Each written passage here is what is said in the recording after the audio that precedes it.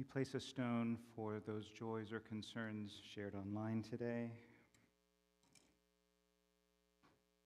And if you didn't come forward and put a stone in the water today, we place a stone for whatever was on your heart or your mind during that time that we shared.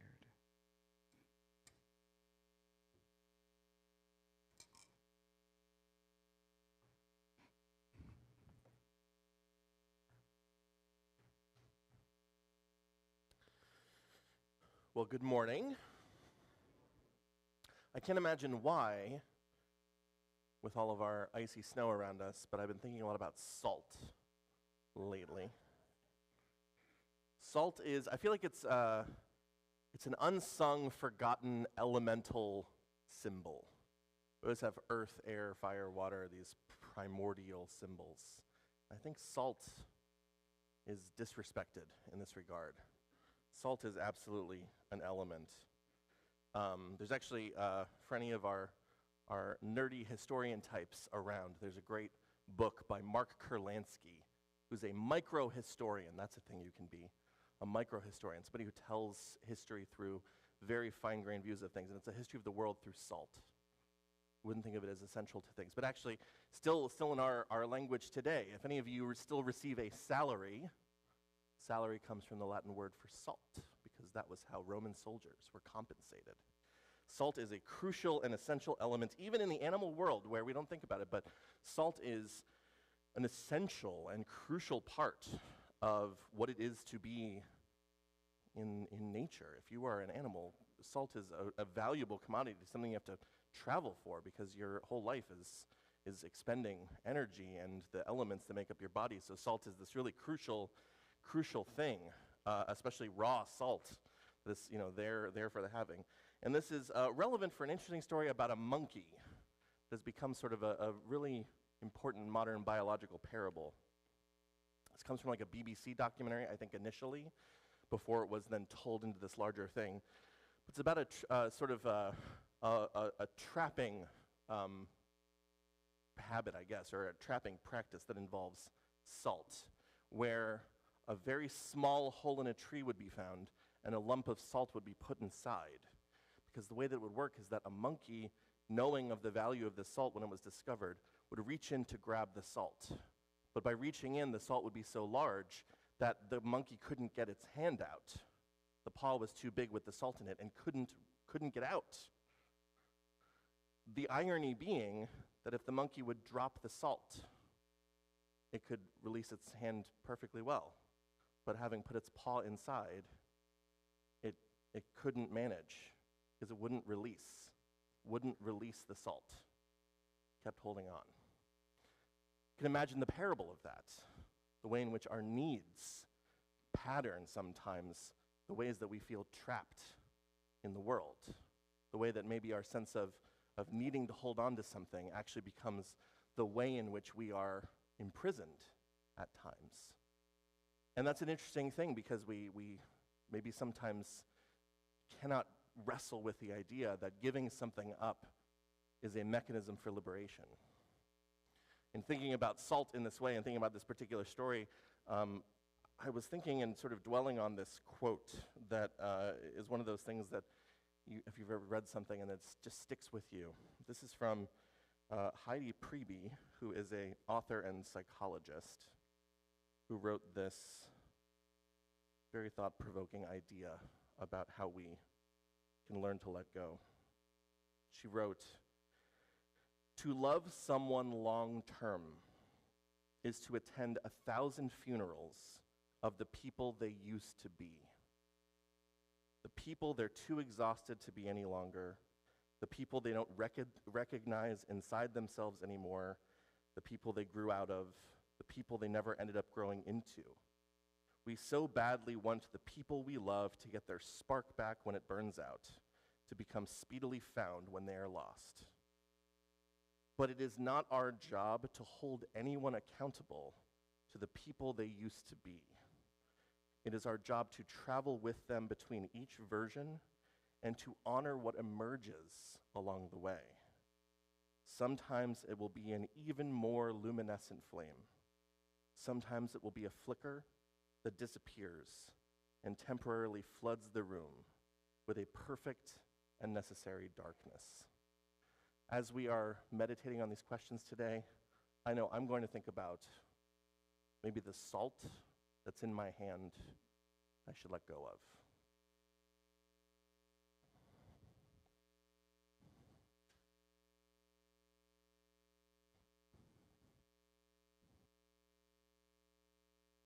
American Council, forgive me. Cynthia Connolly, would you like to say a few words? Okay, so Cynthia's Director of Programming at the City Club and is here today to speak on the special opportunity to assist the Lake Erie Native American Council.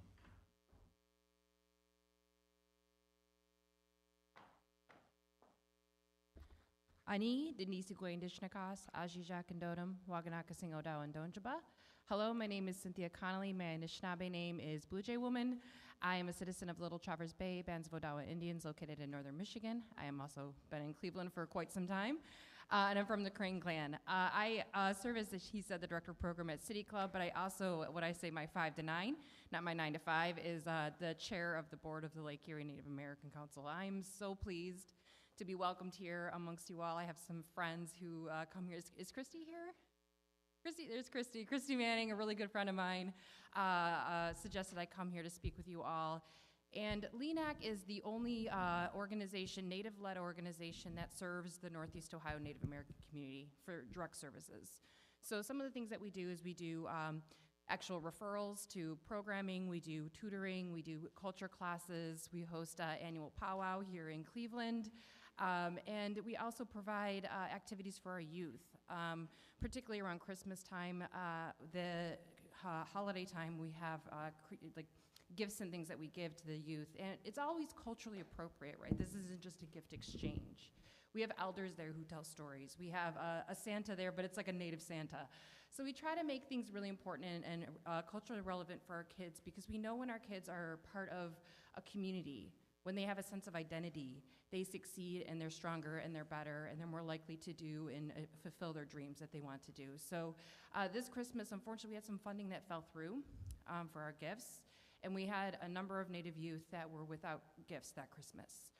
We were able to pull through some needs there, but of course that came out of our budget in ways that we weren't expecting. And so I think today, Christy had suggested we come here today to talk about ways that we can help, fill back some of that, that funding source that we lost, but also looking forward to what we have coming up in the new year with our culture classes. We have beadwork classes coming, ribbon skirt teachings. We have drum classes for our boys. A lot of tutoring opportunities, and of course everyone knows who has teenagers, it's coming to be college placement time. So these are all things that we provide directly through LENAC, and we want to thank everyone here for supporting us and considering us to be here today. Thank you.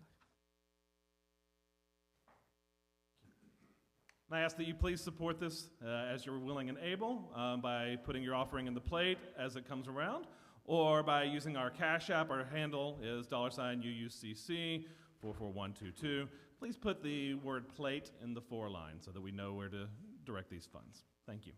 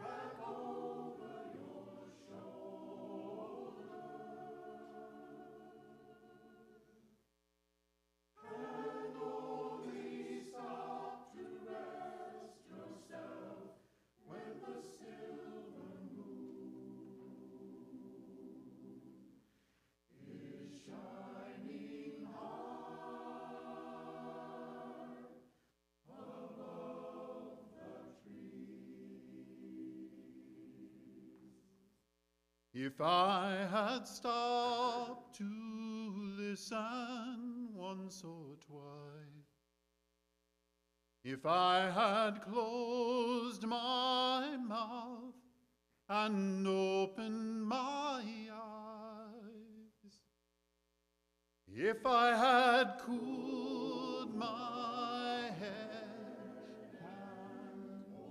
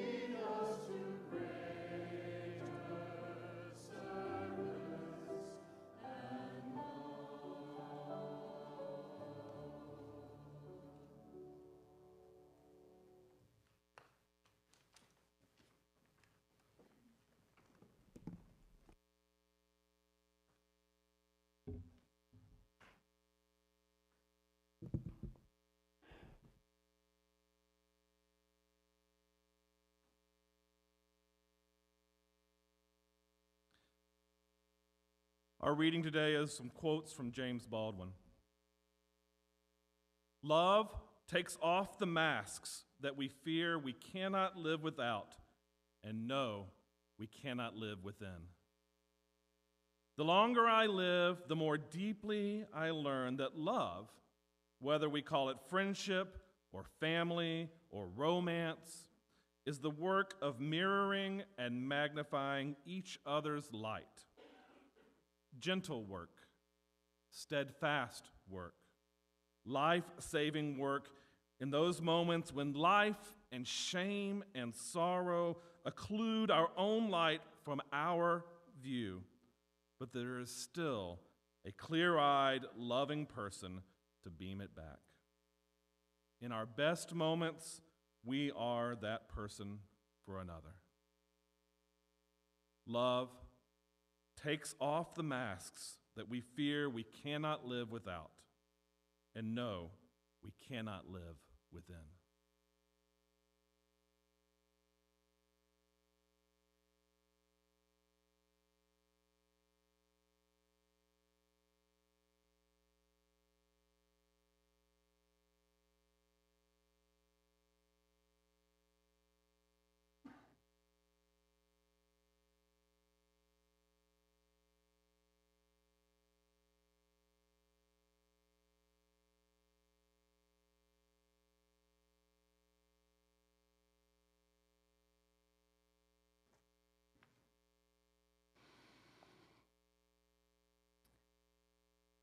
Thank you, choir, for that beautiful rendition of the James Taylor song.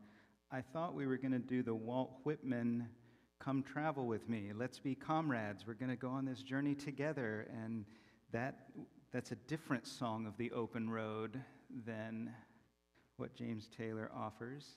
Going down a lonesome road, not resting until you absolutely have to, denying rest, regretting, but not feeling like we can go back and change anything, so we're just stuck.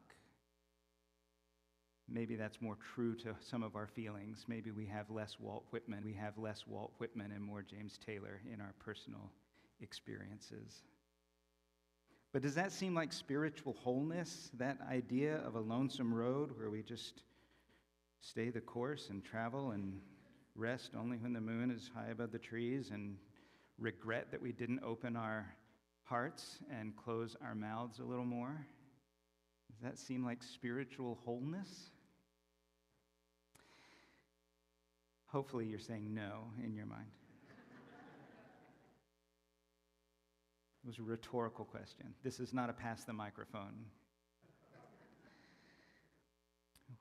We're talking about liberating love this month. We talked the first week of January, we talked about the stories that we tell and how our stories can be loving and liberating stories, or our stories can be limiting kind of stock stories that don't really speak the truth about people's experiences. But we're talking about liberating love because it's kind of at the center, not kind of, it is at the center of the values that we're considering this year as a proposed revision of how we express Unitarian Universalism. And so defining our terms becomes important. What do we mean when we say these things? And we defined love last year as active commitment to another person's well-being. I defined it that way last year. Some of you said that works for me. Some of you have different definitions. But for me, active commitment to the well-being of another works for a definition of love. We also named that some people here would equate love with the divine, that love is just another word for God. And it means everything that love means, and it also means God. And that's a sacred word for a lot of folks here. And our values flow from liberating love, or orbit liberating love. Somehow they are connected in a meaningful way to that core of liberating love.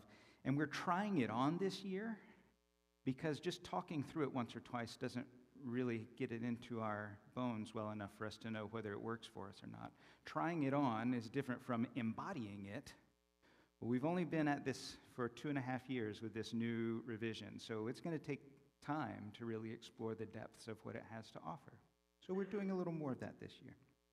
But maybe what we mean by a liberating love is what the Quran says, that you won't enter paradise until you believe, and you won't believe until you love one another. And the prophet goes on to say, shall I tell you how to love one another? Create peace amongst yourselves. Create peace amongst yourselves. Maybe that's what a liberating love looks like. Or maybe it's what the gospel writers meant when they have Jesus saying to the disciples, your love for one another is how people will know that you're my disciples. Your love for one another is going to be so noticeably different than what the rest of the world does that people are going to look at it and say, oh, wow, that's different. Love is not necessarily what we learn or what we see practiced in the rest of the world. It's countercultural, this kind of sacred love. It's not, I love veggie burgers, or I love that movie, or I love that artist. It's active commitment for another's well-being. And we're saying it's liberating love. And when you think about liberation, there are probably a lot of different people or groups of people that come to mind. You probably think of a lot of folks that could use some liberation, and probably a lot of different kinds of liberation come to your mind. There are a lot of different places in the world where you might think liberation is really needed. Liberation has played a role in every major world religion that I can think of. And this is extremely oversimplifying things, but Christianity is about the liberation of the consequences of sin. Judaism, in a lot of ways, is about liberation from oppression. Islam is about liberation from impurity. Buddhism is about liberation from suffering. Hinduism is about liberation from this cycle of rebirth that keeps us learning things over and over again until we can escape that, be liberated from that, and reach nirvana. So what is liberation for Unitarian Universalists? That's the question, right? I think some people come to Unitarian Universalism expecting to be liberated from religious ideas and religious language. But that removes a part of our humanity, and amputation is not a great form of healing. And so that's not the same as liberation. Avoiding things is not the same as liberation. We convince ourselves that we somehow need to find the least offensive, most generic words to express religious ideas.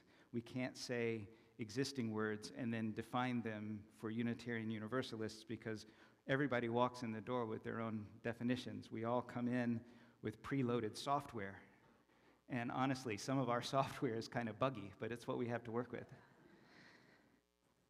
Some of us hear liberating love, and we decide that we already know what that means, and it's something that we don't like, and so we don't, or something we don't need, and so we don't have to pay attention to it. Or we hear liberating love, and we think, I don't know what that means, and if I don't know what it means, I must not need it, because if I needed it, I would know what that means. And so we rob ourselves of the opportunity to take a deeper exploration of what does it really mean for me? And that takes time. It's easy to dismiss an unfamiliar idea. But part of trying on a way of conceiving our spiritual community is being open to possibilities and asking, what if? What if this were so for me? Rather than whether or not something is valuable, to ask, how does this hold value for me? What does this invite or call up within me? It's not how we're used to listening. We're used to listening in this kind of binary agree or disagree kind of thing. I like this or I don't like this. I'm for this or I'm against this. That's a very limiting way of looking at the world. And some of us learn that way of listening at a very young age, and we're told that that's how we're supposed to evaluate the world. And I think one of the reasons that we like listening with this agree or disagree is that we don't want to be wrong. We've also convinced ourselves, or other people have convinced us, that there's something shameful about being wrong. We don't want to look foolish. We don't want to be embarrassed. We don't want to get taken advantage of. We want to look good. We want people to admire us. We want people to respect our opinions. We want people to think we're smart and wise. And we are. We all have an internal wisdom that is worthy of our connection. But I think a lot of people are afraid that they aren't wise, or they have to prove how wise they are, or how worthy, or how useful they are. Some of us constantly feel like we're at risk, that our tenuous sense of belonging is one step away from being severed.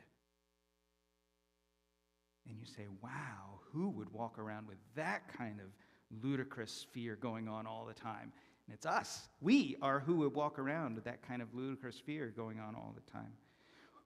Because we're convinced that we have to earn our worthiness somehow. Because someone at some point in time essentially told us so, that we have to earn or prove our belonging, our worthiness. So we put ourselves in these prisons of having to prove that we are good enough, and then we try to spend our lives earning our freedom from that prison. And the reality is we never get to prove ourselves good enough when we do that. So we act as our own jailers, and we continually move the goalpost and never get to prove our worthiness, because it's not something that can be proved. It's something that just is. But it doesn't feel that way. So we lock ourselves in this impossible MC Escher prison,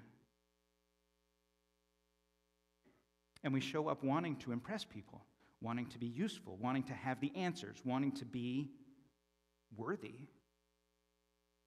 And we don't show up when we're afraid that we're going to be a burden, or when we are afraid that we're going to look like our lives are a mess, or when we're afraid that somebody is going to tell us that we're not good enough. We don't know that we're already worthy. We keep trying to earn it somehow. And so James Baldwin talks about these masks that we wear, masks that we cannot live with, but we also can't live without. It feels like we need them to feel safe. And some people put on these masks at such an early age that it just feels like this is how you relate to other people. This is how you relate to the world. You put on the mask, and then everything is safe. We create our own shadows to hide behind. And some people's masks look really impressive, and some people's masks look like we have it all together, and some people's masks look really scary. But they're all there to help us feel like we can be safe from people recognizing how unworthy we are at the core of our being. Because that's what we're afraid of. That we've got to earn it, and that we haven't done enough, that we're not good enough yet. And we don't want anybody else to see that. So maybe that's what we need liberation from. Maybe that's what Unitarian Universalist liberating love, maybe that's a starting point at least. Maybe that's what the people in this room that gather together in community can hold as a starting place. We don't have to liberate the world from all of the things that the world needs liberating from. Maybe we need to start here with, what does liberating love mean for us? If we liberate ourselves from all of the habitual things we do to hide who we really are because we're afraid that who we really are isn't enough? What if we are liberated from all of the habitual things that we do to hide ourselves because we're afraid that we're not acceptable or not worthy? And when I say enough, some people say, enough what? I think most of us have in our heads this idea that I'm not blank enough. I leave the blank out and I say enough. But I am not enough. There's a blank there that you can fill in. I am not pretty enough. I am not wealthy enough. I am not smart enough. I am not wise enough. I am not whatever enough. I am not blank enough is the lie that we tell ourselves. And that's the lie that maybe a liberating love frees us from. To say, yeah, you are enough. Whatever you put in that blank, you're enough. So what would it feel like to know, not with this defensive, demanding, puffed up entitlement with porcupine armor on, I know we show up sometimes like that when we demand to be told that we're worthy or we demand to be told that we're acceptable. But what would it look like just to know, with a centered, grounded awareness, know that who you are at the core of your being is worthy? What would it feel like to know that who you are at the core of your being is acceptable and enough? Because for some of us, the feeling for what knowing that would feel like is liberating. Liberation is not just about other people. I've got to use the back of the page today. For those of you that are fascinated by my folding pages, this is your moment where I pull back the screen and say, there are more sides to the page. If we can be liberated from that feeling, if we can be liberated from that sense that we are not worthy and that we are not enough, then maybe when we show up failing to understand someone with a different life perspective or experience from us, we don't have to double down on our way of seeing things and rob ourselves of deeper connection. We can soften and trust that our own worthiness is not threatened by someone else's different life experience or perspective. That's a liberation. When our lives feel like they are a mess, we don't have to show up and try to avoid responsibilities and more commitments. We can show up and feel a sense of belonging and connection, because belonging and connection aren't based on whether our life looks like a mess or not. Belonging and connection aren't based on how smart we are or how much we can do all by ourselves. Belonging and connection aren't based on how funny or talented or useful we are. We are just worthy of belonging and connection. We're just worthy of belonging and connection. That's a liberation. And when we can be liberated from feeling like we have to earn our worthiness, or at least pretend that we're worthy even though we're afraid that deep down inside we're not, when we can be liberated from that, it becomes so much easier to create wholeness and well-being in the world around us. To express liberating love because we've experienced liberating love. We know what it feels like. So you know the question, where in your life are you keeping yourself imprisoned? Where in your life are you trying to hide that at the core of your being, you're not enough, or you're broken, or you're unacceptable? Where are you showing up trying to earn or prove your worthiness? And are you willing to let yourself out of prison? Because you're the only one that can. Maybe we can help each other, though. Maybe in our spaces we can invite a liberating love into our meetings, into our small groups, into our times together. Co-creating a community that affirms that at the core of our being, we are worthy. A community that affirms that there is a love holding us, that there is a love within us, but there's also a love around us that we can trust in, maybe even rest in, not because we're exhausted, but because we need rest.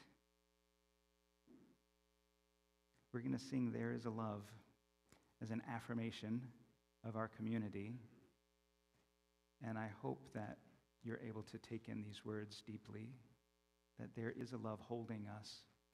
There's a love holding me. Allow it to be personal for you. I would start us, but I don't know what key we're in, so I'm going to let Karin start us off. And I invite you to rise in body or spirit as you like, as we raise our voices together.